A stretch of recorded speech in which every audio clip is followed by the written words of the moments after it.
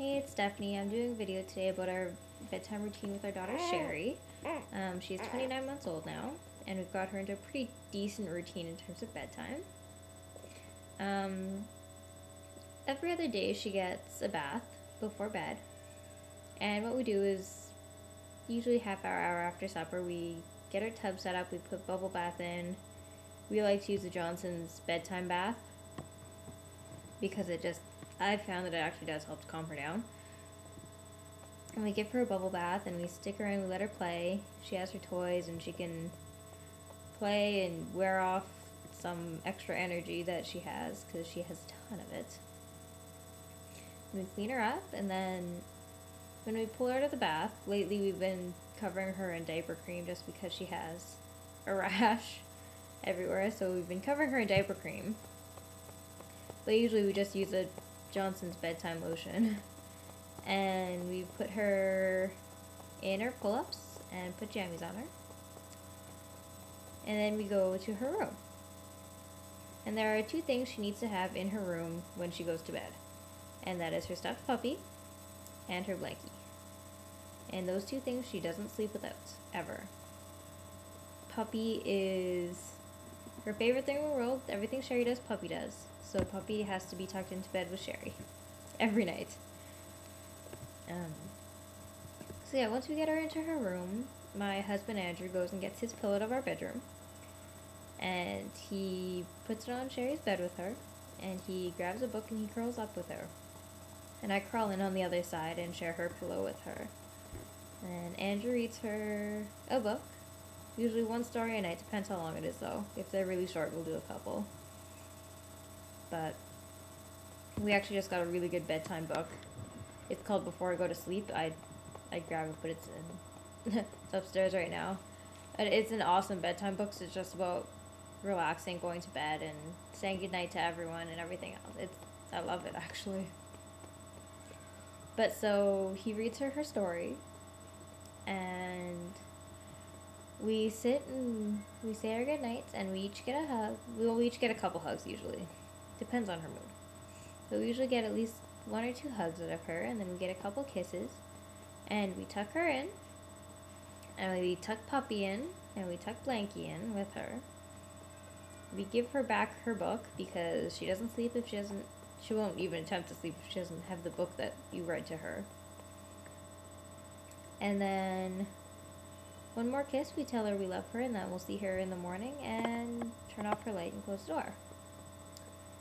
Now the thing with Sheri is that she likes to sit up after she's put to bed. And we usually hear her for about half an hour to an hour after we put her down. And she's sitting upstairs and she's talking to her stuffed animals, and she's trying to read her book, and she's unwinding from the day. And that's totally normal for her. She just sits up there and she unwinds like any other person would. So it depends on the night. Some nights, if she hasn't napped and she's tired, she'll just crash right out. But most times she'll sit up and she'll talk to herself and go through what's going on, and we can hear once in a while when she's imitating things that we've said to her, trying to imitate what we've said to her if she's gotten in trouble or something. And it's adorable actually if you sit and listen to her. So, but there's nothing wrong with her sitting and talking. I've talked to her doctor about it, and she says it's fine as long as she's not winding herself back up again, then she's fine. And she always goes to sleep after she sits and goes through everything again. So most nights she's in bed between 7 and 8. But again, it depends on whether or not she's napped, how long she's napped, what's gone on with the day, because with her, when she's tired, and she lets you know.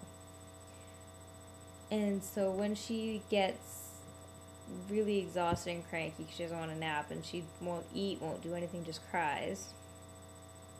She's had nights where she's been in bed by 6:30. And there have been other days where she's napped until 5 o'clock in the evening and she's up till 9. And that's we just sort of adjust her bedtime based on when she decides she wants a nap. We're trying to keep her in the napping routine, but it's difficult. She doesn't want to nap as much.